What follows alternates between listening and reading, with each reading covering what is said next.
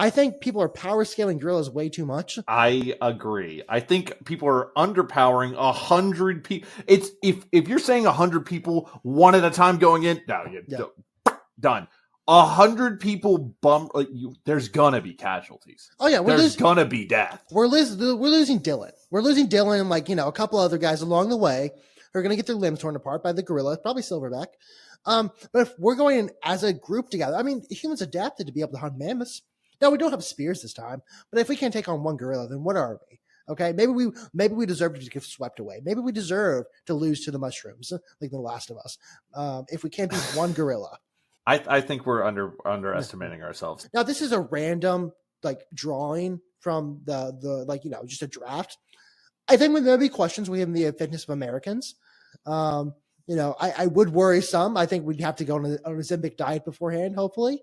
But the weight might actually help. If we get a bunch of fat Americans on it and we have 20 bodies stacked on the gorilla, even if they're I don't know, actually. No, I mean, they could suffocate him, but we'd lose a couple guys along the way as well. I don't care. I want that gorilla dead. Here's I know we're a progressive society. We progress more as a society since then. But the ancient Romans would have tried this out in the Colosseum just to see what would happen.